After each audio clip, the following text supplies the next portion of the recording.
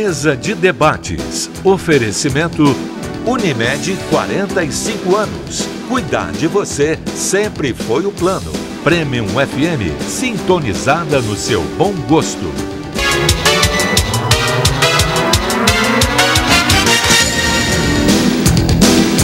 Olá, hoje é segunda-feira, dia 2 de abril. Está começando mais uma mesa de debates aqui pela TV Juiz de Fora. Está começando mais uma semana e também o mês de abril chegando aí, né? Tudo isso com você, na sua presença, é muito mais prazeroso. Eu te faço o convite para a gente ficar junto hoje até meio-dia. A gente conversa hoje sobre o Dia Mundial de Conscientização do Autismo. A estimativa é que no mundo inteiro, cerca de 70 milhões de pessoas têm algum grau de transtorno. Só no Brasil, o número de autistas pode chegar a 2 milhões. Apresento agora os debatedores do nosso programa de hoje. Bom dia, Neuza. Tudo bem? Como foi de fim de semana? Olha, de fim de semana até que foi tranquilo, Páscoa, né? Com família. Esse clima de Páscoa, isso é gostoso, isso faz a família se reunir, fica ótimo, né? E principalmente se dá prioridade à criança num dia desse, né? A casa fica muito alegre, aquela brincadeira, né? De procurar ovinho para cá, ovinho para cá. O único país no mundo que coelho bota ovo é aqui, né? Então a gente entra na fantasia e passa um fim de semana adorável. Mas entra na fantasia literalmente? Você se vestiu de coelhinha? Não, olha, só não vesti porque eu tinha outro coelho para concorrer comigo, senão teria topado a minha brincadeira. O Zé Luiz certamente vestiu, porque, né, no teatro a gente faz coisa muito pior do que vestir de coelho, né? Não, querido. Ou melhor, né, Zé? Bom dia, tudo bem? Bom dia, querido. Não, minha Semana Santa foi uma santa semana. Eu, com o computador, terminei O Rio que Queria Ser Mar. É a próxima peça infantil nossa que vai falar sobre a diferença de um rio que pode ser assassinado e não chegar no mar. Aí entra a Mariana e todas aquelas coisas e todas as inclusões possíveis, o que é muito importante para o dia de hoje que nós vamos falar sobre inclusão. Bom dia, Zé. Obrigado, viu? Apresentado agora as convidadas do nosso programa de hoje. Mesa cheia de moças, né? Esse é o termo que a gente vai usar hoje. Eu apresento a presidente do GAPA, Ariane Menezes. Bom dia. Bom dia. Tudo bem? É um prazer estar aqui mais uma vez. Prazer é nosso, sempre. A gente recebe também a integrante do GAPA, Érica Santana. Bom dia. Bom dia. Tudo bom? Tudo ótimo. Prazer te receber aqui, Igualmente. Tá? E também a integrante, Elizabeth Reis. Bom dia, Elizabeth. Bom dia. É um prazer estar aqui com vocês. Prazer é nosso. E a gente também recebe a gerente do Departamento de Saúde Mental, Andréa Stenner. Bom dia. Bom dia a todos e a todas. Agradecendo o convite para estar aqui nesse dia tão importante. A gente que agradece. Obrigado. Hoje é comemorado o Dia Mundial da Conscientização do Autismo. O transtorno do espectro autista afeta o desenvolvimento em áreas como a linguagem, a interação social e também comportamental. De hoje até domingo, a Secretaria de Saúde, através do Departamento de Saúde Mental e o Grupo GAPA, irão realizar uma semana especial de conscientização e também educação sobre o autismo.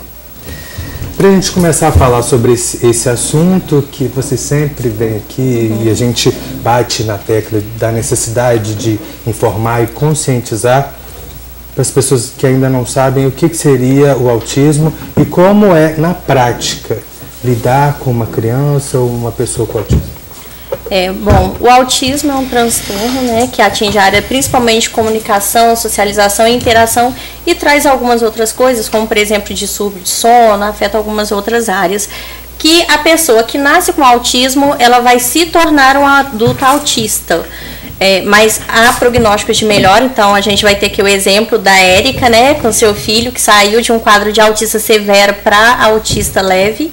E tudo depende muito do período em que a criança, né, ter o diagnóstico. Quanto mais cedo ela consegue um diagnóstico, mais fácil vai ser o tratamento, né? Quanto mais rápido iniciar, melhor vão vir os resultados positivos. O autista nasce autista?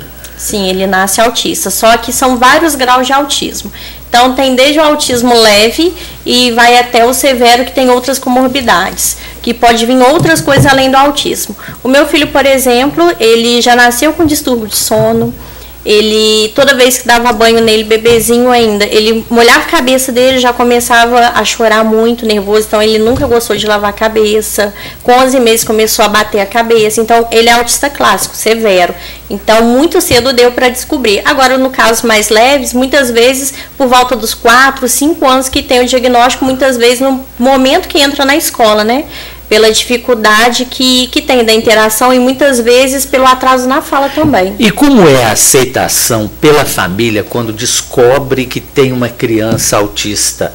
Existe logo um acolhimento ou existe uma negação? Ah, não, vai melhorar com o tempo. Como é que é isso? Isso varia muito, de família para família. No meu caso, eu busquei o diagnóstico do meu filho. Eu percebi que tinha alguma coisa de diferente e fui investigar o que era essa diferença. No caso, a minha família toda foi contra mim, que eu estava procurando doença no meu filho, que ele que era mimado demais.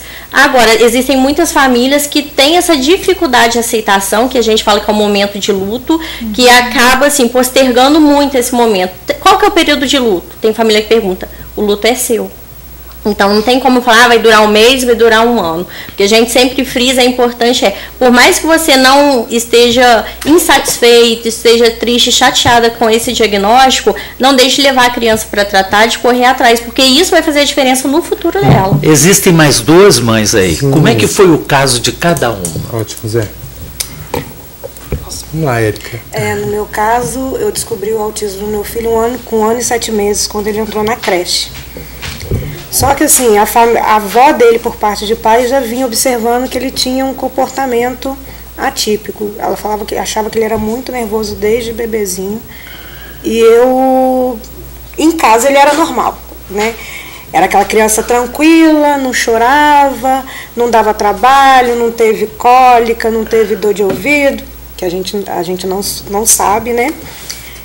E só tinha problemas quando estava em ambiente estranho. Então, quando estava em um lugar com muito tumulto, ele ficava um pouco mais nervoso. E aí a gente achava que era por conta de estar estranhando o local. Quando ele entrou na creche, a gente viu que não era isso.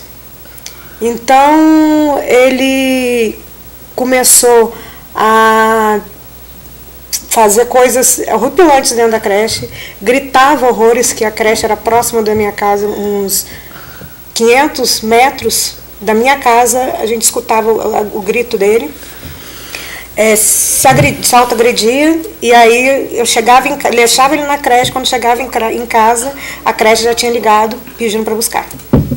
E aí foi indo, eles encaminharam para um pediatra, esse pediatra achou que ele tivesse algum problema de audição, porque a creche suspeitava de que ele fosse hiperativo, e o pediatra suspeitou que ele tivesse problema de audição, encaminhou para uma fono. Quem desconfiou do autismo nele foi uma fono. E eu tive a sorte, assim, acho que Deus conspirou muito na minha vida, porque com 1 ano e 9 meses ele caiu, eu corri atrás e ele já começou a fazer o tratamento. Meu filho, na época, existia um quadrinho nesse lugar que ele começou a fazer o tratamento, que tinha 16 características, e meu filho tinha 14. Acima dele só tinha um menino na clínica que tinha 15. Ele era o que tinha mais características. Por mais que o quadro dele fosse severo, era um severo mais leve do que o que a gente costuma perceber, né? Ele não tinha outras comorbidades junto. E aí começou o tratamento. Quando ele não falava, quando começou, com 2 anos e meio que ele começou a falar, aí a gente já descobriu que não era bem por aí, porque as coisas que ele falava eram coisas que criança de 2 anos não falavam. Ele já falava todas as formas geométricas, incluindo o octógono, pentágono, essas formas mais complexas, todas as cores primárias e secundárias, já contava até 100, já falava o alfabeto, só que era uma coisa mais complexa para ele, porque para a gente, né? Porque ele vinha de trás para frente até o F. Incluía o K, o W, o Y, o A, B, C, o D e o E, ele não conseguia falar. E nem da forma que a gente começa, do A para o Z. Então ele vinha sempre de trás para frente. E foi indo, só que só conseguiram fechar o diagnóstico dele de 4 para 5 anos, porque com as terapias ele foi evoluindo e conseguiu chegar num grau, na época, né, tinha conotação de Asperger, E aí ele foi de um severo para um moderado para leve. E hoje em dia ele já está num autismo leve. Ele é um autista funcional, que a gente fala. O poder público te ajudou? Eu tive a sorte de morar em Petrópolis na época, né? Eu sou de Petrópolis, e lá em Petrópolis existe uma clínica que tem atendimento especializado em autistas. Então, a clínica até hoje sofre muitos problemas por falta de apoio, porque como se fosse uma ONG. Apesar de ter apoio de algumas entidades, ela ainda sofre problemas, que o maior problema no Brasil que eu vejo, de todos os lugares que tem tratamento específico para o autismo, é essa falta de apoio do poder público. Porque não existe uma política que resguarde esse tipo de tratamento. Então, esse tratamento surge de onde? Os pais acabam se juntando, correndo atrás, aí vem os profissionais que têm interesse no assunto e vai juntando aos pais e monta as clínicas de tratamento. Se você for fazer uma pesquisa, as grandes clínicas de tratamento para autismo no Brasil que têm eficiência partiram dessa primícia. Os pais ou algum profissional se juntou e foi a comunidade que foi abraçando, e aí para depois alguma entidade do poder público ajudar. Mas nem sempre é tão fácil assim, eles acabam tendo mais problemas. E, Elizabeth, como que foi para você? Como foi a história com o seu filho? Para mim não foi muito diferente dela, não. Eu descobri com 2 anos, eu questionava a pediatra dela que ela não interagia. Aí a pediatra falava comigo que até 4 anos dentro da medicina era normal a ausência da fala. E eu questionando que ela era hiperativa. Ela falou, aí me mandou para neurologista. Aí neurologista fez eletro, fez isso, fez aquilo, nada. Aí só mandou colocar na natação, colocar aqui, ali, fazer caminhada com ela, dar atividade para ela. Aí, com isso tudo, eu fiquei sem saber o que fazer. Eu morava numa cidade menor, que eu não morava aqui, morava no leste de Minas. A cidade não me dava suporte. O que eu fiz? Vim passear em Juiz de Fora, minha família daqui.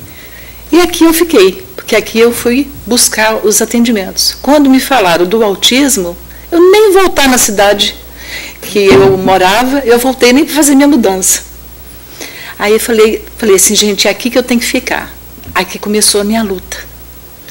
A minha luta, e vamos aqui e vamos ali. Minto, voltando atrás. Lá na minha cidade eu comecei a fazer uma terapia ocupacional nela com 2 anos, porque eu apertei a pediatra, aí ela me falou da terapia ocupacional. E essa terapia ocupacional só tinha num setor público, que era da prefeitura.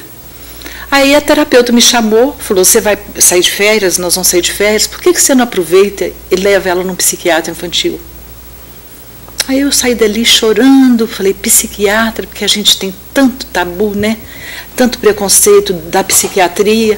Aí falei, meu Deus, o que essa menina tem, será? Ela é elétrica, não parava um minuto. Eu fiquei magérrima de tanto correr atrás dela.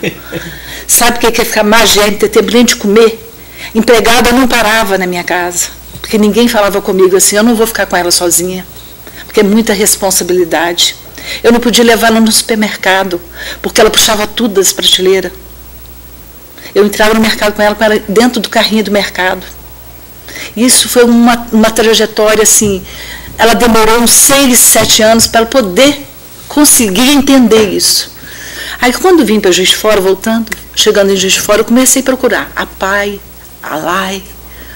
Aí ela começou a fazer as terapias na PAI e na Maria das Dores. A PAI não tinha o suporte que eu acredito que hoje ela tenha, né? Lá não tinha fonoaudióloga, tinha só as estagiárias de psicologia, não era o profissional que fazia essa terapia, era estagiária, muita demanda. Aí chegou a época de escola, de colocar na escola. E isso eu ainda já tinha o laudo de autismo, com hiperatividade.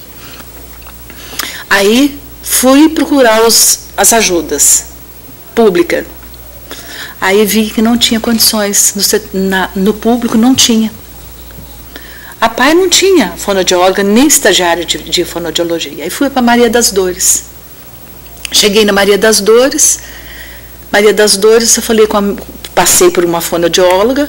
Depois a fonoaudióloga me passou para uma outra atendente. Aí um dia eu perguntei para a atendente, qual é a sua formação? Ela falou, sou professora.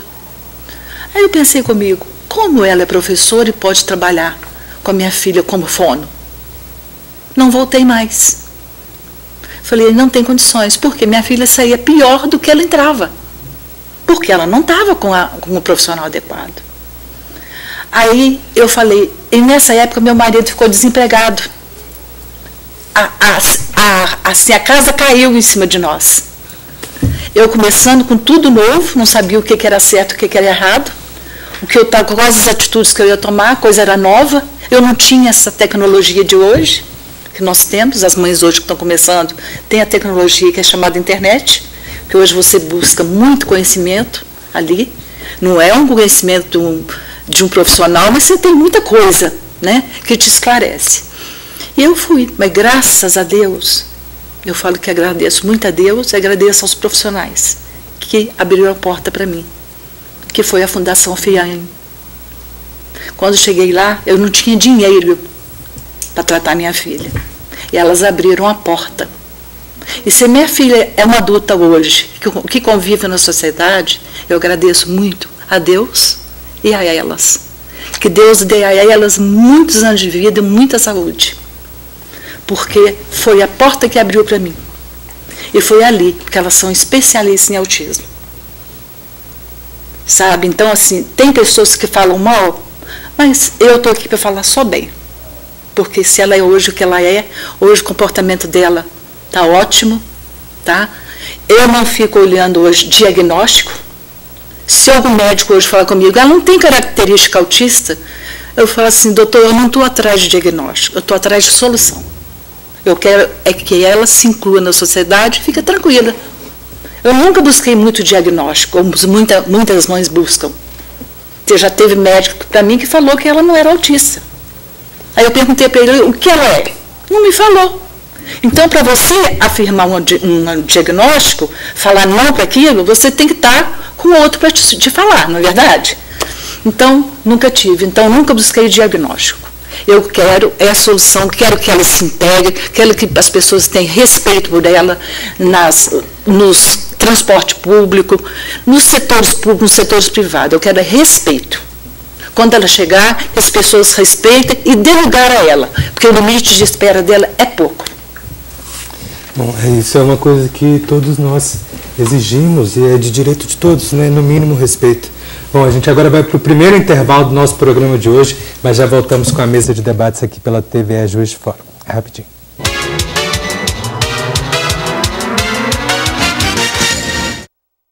Mesa de debates. Oferecimento Unimed 45 anos. Cuidar de você sempre foi o plano. Premium FM, sintonizada no seu bom gosto.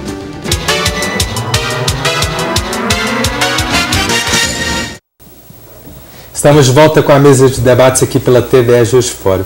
Ariane, a gente tinha falado a respeito da questão do preconceito, né?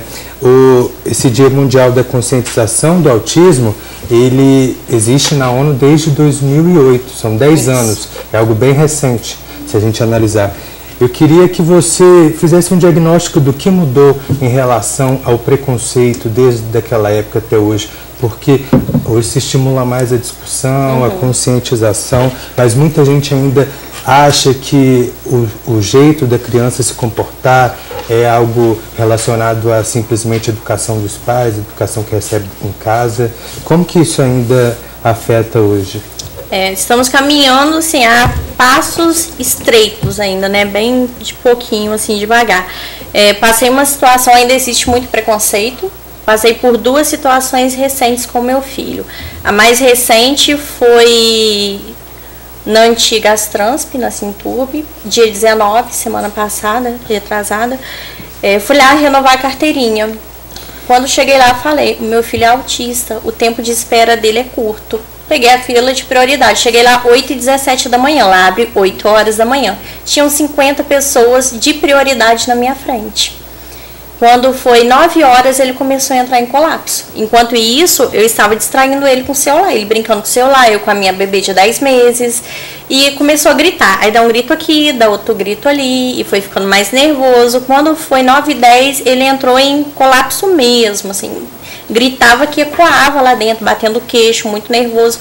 Aí que resolveram me atender. Faltavam ainda 10 pessoas na minha frente. Então, assim, é uma falta de respeito ainda muito grande, porque a gente avisa, a autista não tem tempo de espera, eles não têm essa compreensão. E aí precisou meu filho passar por toda aquela situação constrangedora, tirei foto, eu saindo de lá, mostrando todo mundo olhando para mim, comentando, né? E assim, quando a criança entra em colapso, ela não volta rápido depois, não é ali, foi atendido, acabou. Não, ele ficou nervoso no carro ainda, demorou para acalmar, enquanto isso eu fiquei levando queixado no braço, quando ele estava nervoso, né? A forma que ele tem de se expor, já que ele não é verbal, de colocar para fora aquele sentimento. Fiquei um tempo no carro ali esperando a dor aliviar um pouco para poder levar ele para terapia. Chegou na terapia, ele continuou irritado ainda, e a gente pediu uma lei de preferência especial para autistas, justamente porque eles não têm esse tempo de espera, e está sendo estudado lá na Câmara, mas a própria presidente do CMDPD, que é o Conselho da Pessoa com Deficiência, foi contra.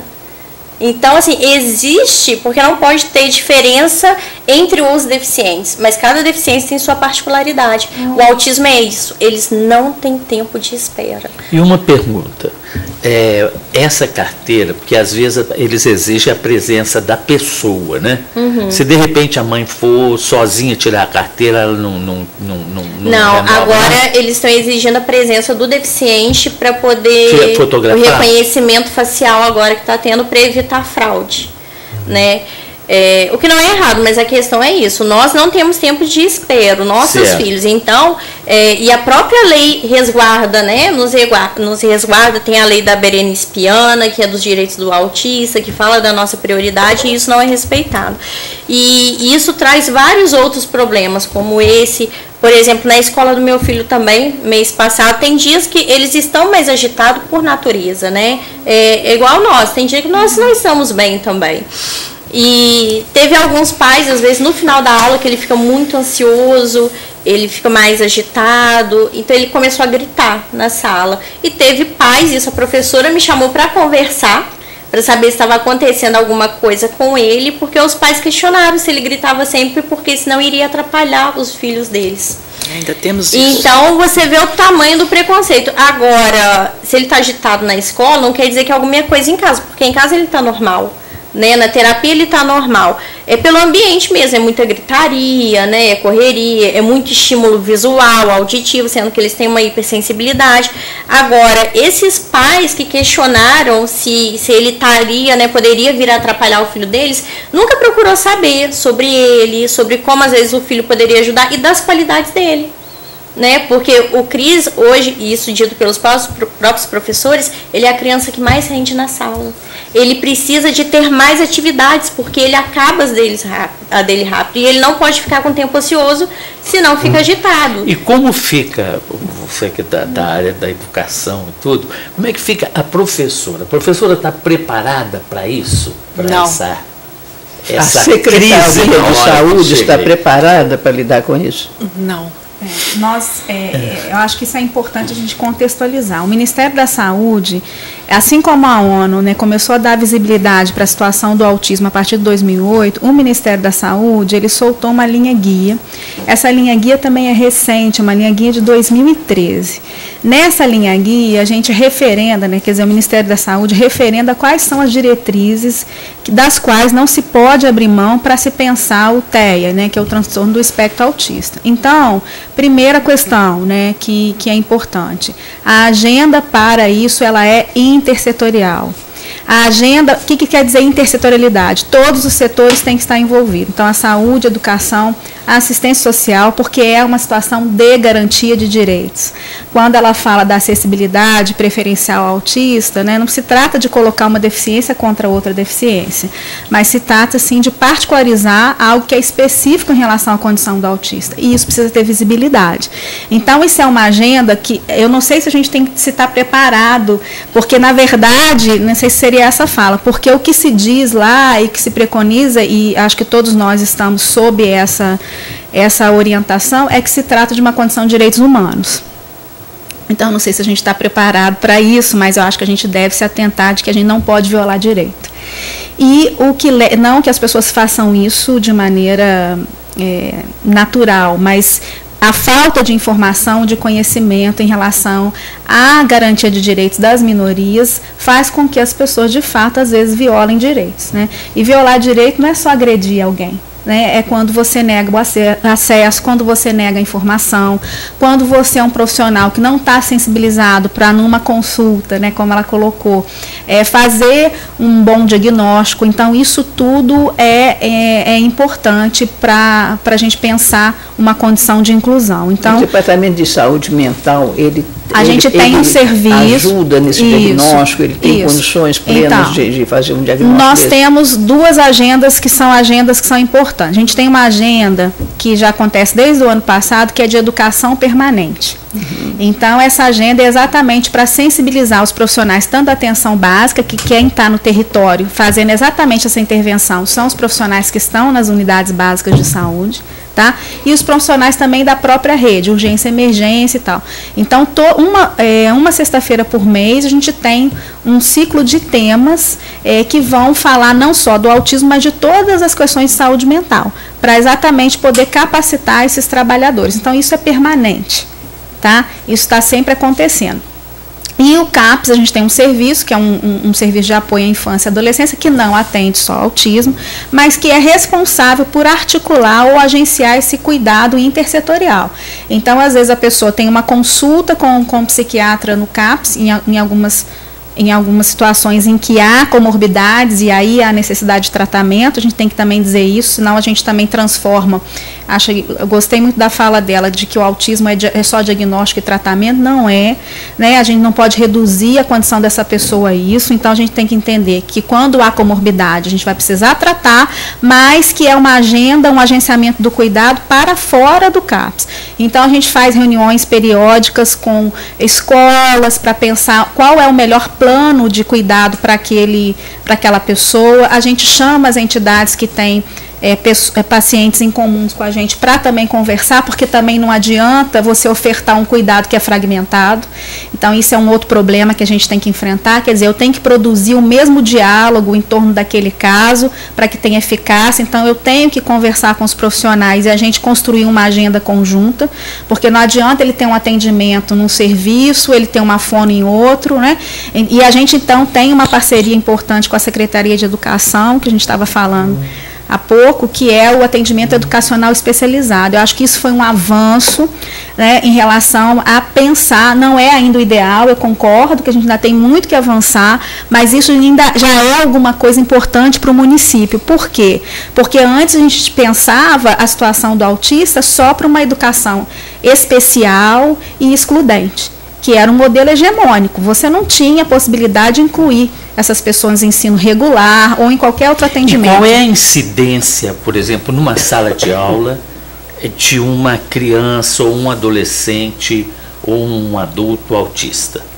Vocês têm uma pesquisa nisso? A quantidade, como é que tem? Então, a gente segue, na verdade, os parâmetros do Ministério da Saúde, mas eu não tenho esse levantamento da Secretaria de Educação, porque eu não sou da Secretaria de Educação, tá? Atualmente, a gente teve uma assembleia semana passada, uma audiência pública sobre autismo, e nos foi informar, nós temos hoje na rede pública de ensino, na rede municipal, mais de 250 alunos autistas.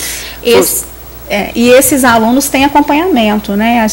Nem todos, mas a gente luta para que todos tenham acompanhamento, para que a gente possa manter uma educação inclusiva, que eu acho que essa é a perspectiva que não pode sair de cena de jeito nenhum. Pois é, eu quero saber o que o Estado e município tem hoje para oferecer para minha filha adulta. Então, no caso da pessoa, da sua filha que já é adulta, se ela não está inserida em nenhum contexto, nem social, né, nem pedagógico, a gente tem no município serviços de atenção psicossocial que são para adultos, que são os CAPs adultos que são territorializados. Aí teria que ser de acordo com o seu território. Agora, do ponto de vista de necessidade educacional, aí eu já não sei como que está a escolaridade dela, porque aí é de competência do Estado, não é do município. Se ela frequenta uma escola regular do Estado. Ela frequentou até 14 anos. Sim. E hoje ela está sem nada. E eu não acho justo. Qual a dificuldade que ela tem hoje para se relacionar com as pessoas? Ela é autista clássica. Hoje ela era... Quais são as características que a pessoa não sabe nem identificar para dar um tratamento adequado? Nós estávamos falando de ônibus, né? Às vezes a pessoa não conhece, não tem informação sobre esse assunto e não dá o apoio que poderia dar numa situação. Olha, o Down, ele tem os olhinhos que identifica. Os autistas, por exemplo, a minha filha, ela, só se você observar muito, é que você vê a característica nela. Porque ela é agitada, ela grita, você entendeu? Ela tem gestos, que qualquer pessoa, se vê ela fazendo isso, percebe que ela é diferente. Uhum. Agora, você chega dentro de um ônibus e as pessoas não te dão lugar, sendo que o acesso dela, ela não consegue passar na roleta, e o motorista manda você voltar para esperar o próximo ônibus, porque a frente está cheia. Achei isso um absurdo. Eu acho que as empresas de ônibus têm que fazer reciclagem nos motoristas, nos cobradores, sabe? Tem que mostrar que eles têm que fazer. Como que eu vou voltar com ela? Igual um dia aconteceu comigo em um ônibus. Se o limite de espera dela é pouco, é mais fácil um idoso descer, porque ele tem todo o tempo do mundo, não é verdade? Nem sempre. Não, o idoso já está, deixa eu defender a classe. A gente fala as contadas também, mas vocês sabem esperar essa via, né? Nós aprendemos a esperar. Quando você coloca esse negócio do atendimento do motorista, a gente vê que isso não é só o caso com você.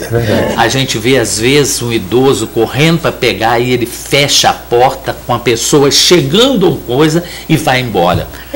Isso a gente está vendo, e a forma com que dá uma freada brusca, essas coisas acontecem. Eu acho que você está tocando num assunto social que é muito importante, que é a preparação, não é só de todas as pessoas, mas daquele que tem um serviço público, como é o motorista, como é o trocador, que muitas vezes está lá no seu celular e não está vendo o que está acontecendo. Justamente. Volta, não é? E isso vai atingir a todas as pessoas. Agora, é importante também que as pessoas comecem a se conscientizar de tudo em termos do ser humano para acolher. É uma empatia, né, que falta. Olha, hoje você encontra um idoso que não tenha um problema de locomoção, que também não possa ficar de pé, que não possa dar o lugar, porque também tem dificuldades sérias. Então você precisa treinar, quem está lidando com o idoso e com o autista. Pois é. Para que ele dê acesso o mais facilitado possível, porque ele sabe que aquela pessoa não está ali à toa. Porque eu acho que esse problema que ela toca é um problema genérico. Você fala assim, o idoso, como você fala, o autista. Que tipo de autista? Esse é o ponto aqui que está sendo muito esclarecedor. Eu acho que essa mesa hoje devia ser gravada e devia ser levada para todas as escolas para mostrar esse tipo de verdade, até para as empresas de pessoas e tudo. Eu acho que esse trabalho é um trabalho de organização social que é muito importante.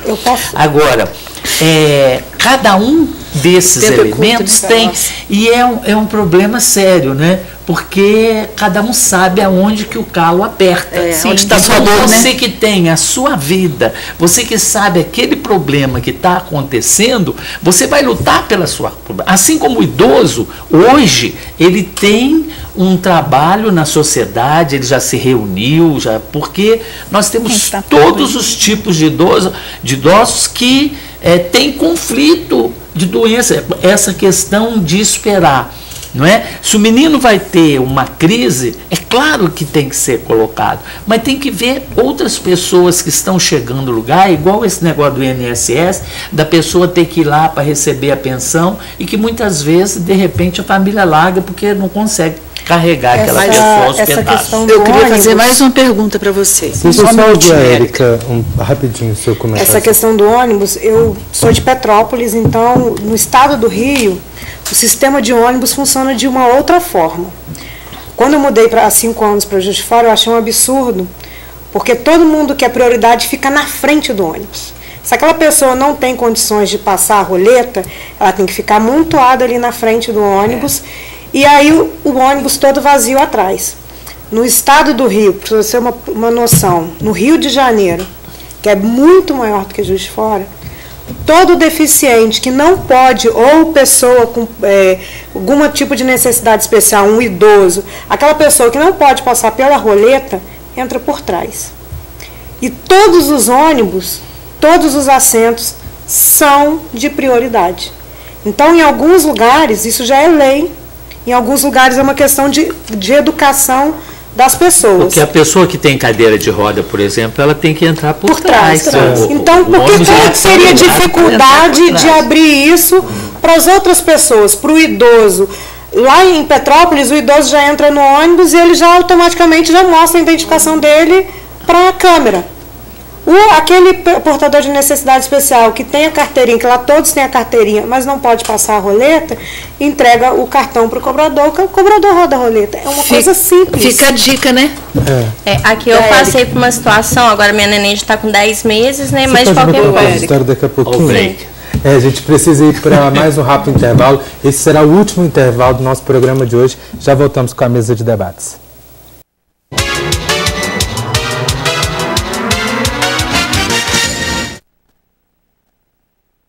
Mesa de debates. Oferecimento Unimed 45 anos. Cuidar de você sempre foi o plano.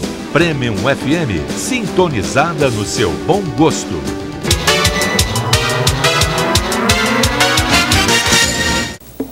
Estamos de volta com a mesa de debates aqui pela TVE Juiz de Fora para o último bloco do nosso programa de hoje. Tem muito assunto para a gente falar, são muitas histórias também, mas eu queria que a gente abordasse um pouco sobre a semana de conscientização do autismo que está começando hoje, né? Vai até domingo.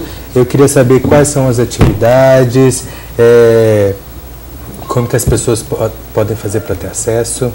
Isso. Hoje estamos iniciando a Semana de Conscientização do Autismo. Às 19 horas teremos uma missa na Igreja Santa Rita de Cássia, no bairro Bonfim, logo após um café consciência com a palestrante Débora Miller sobre inclusão, e é aberta ao público. Logo após a missa será iniciado o café com a palestra. Não precisa de inscrição, é só ir direto. De terça, amanhã do dia 3 ao dia 6, teremos um ciclo de palestras lá na Casa de Cultura da UFJF, porém as inscrições já foram encerradas. Ficamos aí 2 semanas, em aberto e fechou. Sábado teremos a nossa tradicional passeata a partir das 9 da manhã da Praça da Estação. Vamos subir toda a Alfred, onde teremos atividades de recreação e lazer, com a participação dos Doutores do Amor, do Fuxico Chaveco, conosco até meio-dia.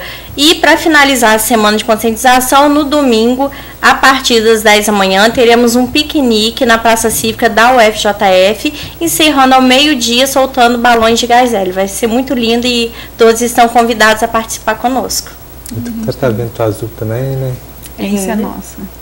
Conta um pouquinho pra gente. Então, a gente está agregando essa agenda que é muito importante, apoiando a iniciativa dos familiares. A gente começa também hoje, às 2h da tarde, nós vamos fazer uma passeata ali nos arredores, onde fica o CAPS infantil, ali no Bom Pastor, e nós vamos distribuir folhetos informativos à população para conscientizar sobre a inclusão e sobre as questões que envolvem o transtorno do espectro autista.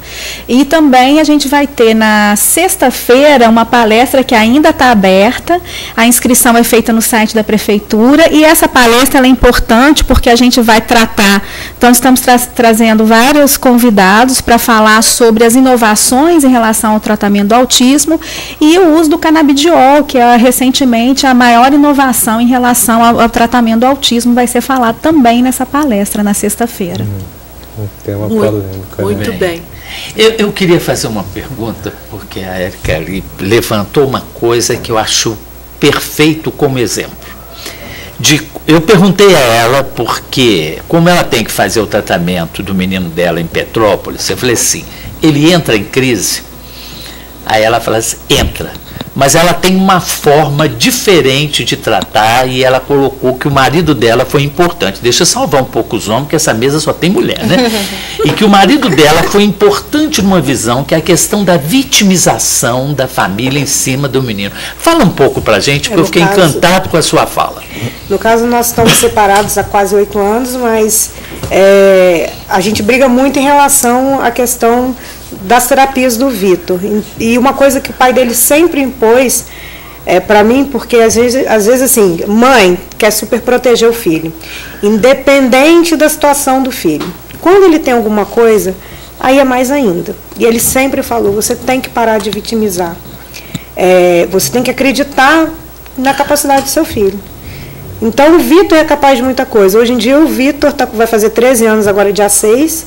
Ele anda sozinho em Juiz de Fora, em alguns lugares, ele vai para a escola sozinho, volta sozinho.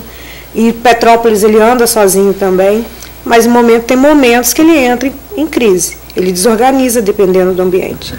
E aí a gente pega e eu trabalho de forma que a gente consiga quebrar essa rotina do desorganizar por qualquer preço. Então, isso acaba que foi melhorando. Hoje em dia ele desorganiza menos, mas já aconteceu casos igual o da Ariane também, de ser por pouca coisa. Dá um exemplo da desorganização positiva. Dele, hoje... uma coisa que ele costuma fazer é que você inverte aí dá resultado. Às vezes, quando eu estou num ambiente que tem muita gente, por exemplo, um evento, ele fica muito agitado, porque ele fica muito ansioso. Às vezes ele quer participar, a curiosidade também é muito grande. Então, eu vou trabalhando com ele de forma a frear, mas eu vou desviando o foco dele para outra coisa que ele goste mais, alguma sem tirá-lo do ambiente, sem tirar daquele ambiente. Né? Por exemplo, ele quando era menorzinho não conseguia ir nas festas de aniversário, não conseguia ir parabéns, era um problema para ele. E aí eu ficava do lado de fora da festa na hora do parabéns. Eu comecei a desensibilizar chegando próximo. Então, no início era com o vidro tampado, foi indo, até chegar na mesa. Hoje em dia, parabéns para ele. Se não tem parabéns, não é parabéns. Mas demorou muito tempo para chegar nesse processo. E é uma coisa que a mãe tem que ter paciência. E a minha adora o parabéns. Ela dá pulos de alegria quando canta parabéns. Quando fala o nível, ela já... São casos muito particulares, mas a gente sempre vê em todas as questões de qualquer deficiência ou transtorno a necessidade de uma certa preparação da família.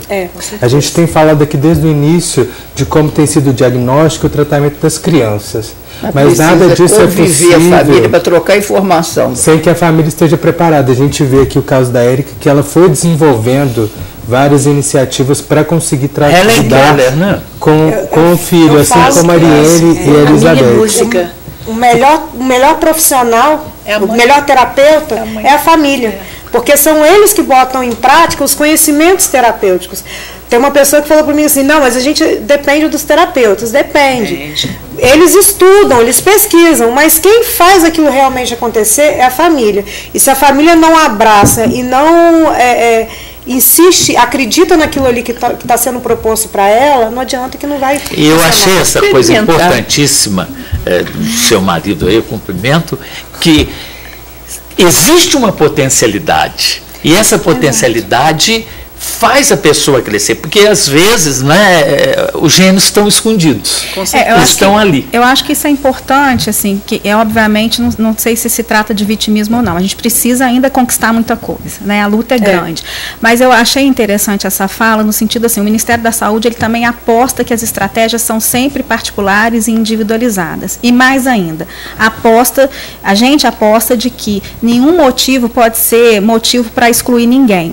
Então, quando a gente fala que, no caso, quando a família faz sua curva, né, como acho que a Ariane colocou muito bem, né, de negar no primeiro momento, depois perceber, se a família tem que apostar nesse sujeito para além do seu sintoma. né? Existe alguém ali para além da sua, porque de perto ninguém é normal, não é isso? Então, assim, nós precisamos apostar nisso, quer dizer, essa pessoa tem particularidade, a gente vai ter que aprender a construir uma agenda ali com ela nesse sentido, é um aprendizado coletivo, um aprendizado da família, mas a gente tem que apostar que sim, existem potências. Existem potencialidades. Então, quando ela fala, né, do lugar aberto, a gente entende do ponto de vista né, das pesquisas que falam, né, dos estudos. É um cérebro hiperexcitado. Então, enquanto a gente ativa apenas uma área cerebral, eles ativam todas ao mesmo tempo. Então, por isso, eles têm que fazer alguns focos. E a gente vai trabalhando, então, para diminuir essa hiperexcitação. Mas ela acontece. Então, a gente também não pode negar que há uma situação onde, por isso a gente tem que garantir o direito. Por isso tem que ter o acesso rápido, porque eles ativam todas as áreas ao mesmo tempo. Por isso a gente trabalha, né, também com a ideia da neurodiversidade, ou seja, são padrões neuronais diferentes dos nossos. Por isso a gente trabalha também com o reconhecimento da identidade autista. Os pais também não podem desistir de insistir. Hoje não deu certo, eu volto amanhã. O meu filho hoje assiste filme, ele vai no cinema. Mas ele já tive várias sessões que eu entrei e saí com ele em 5 minutos. Mas ele não pode desistir, porque eu não consegui hoje, não vai dizer que eu não vou conseguir amanhã. Então muitos pais desistem porque é muito frustrante. O olhar da discriminação, o olhar do outro, quando julga a gente, é muito difícil. Nossa. Você vê que a pessoa te olha como assim, como se fosse um extraterrestre, uma coisa... Mas hoje a sociedade está toda assim para tudo quanto é coisa. Você vê o mundo gay, a mulher, tudo que existe é diferente, um olhar adverso. Que eu não coloco nem como diferente, mas tudo que chama atenção. Porque o fato da pessoa ser homossexual não significa que ela é diferente. Só o fato dela chamar atenção. Mas... Por isso que é importante se unir, né? Ter grupos onde vai trocar informações, conhecimento, né? E disseminar o conhecimento para as pessoas mesmo. É importante que você passe o que você aprendeu com seu filho para outras pessoas, né? Gente, o nosso programa chegou ao fim, ainda tem muita coisa para a gente conversar. Nem começou ainda. Nem começou, muito assunto, muita história, né? Mas eu gostaria muito de agradecer a presença de todos vocês e parabenizar pelo esforço que vocês têm tido com suas crianças, sucesso também, né? E desejar muita força ainda, que o caminho continua. Obrigada. Debatedores, até semana que vem. E que o 2 de abril não seja só hoje, né? O ano inteiro. É verdade. Ótimo. Obrigado. Eu também gostaria de agradecer a você que acompanhou o nosso programa aí da sua casa. Lembrando que a mesa de debates volta amanhã, ao vivo aqui pela TVE Juiz de Fora, às 11 horas da manhã. Tem também a reprise do nosso programa de hoje às 6 horas da tarde e você pode ter acesso a essa e outras edições da mesa de debates no nosso canal no YouTube. É só procurar por TVE Juiz de Fora. Pessoal, só ficar atento aí na Rio Branco, vamos ter a partir de hoje um ônibus adesivado sobre o autismo circulando. Ai, que legal, que legal. Gente, muito obrigado pela companhia de todos vocês, uma ótima tarde, até amanhã. Tchau.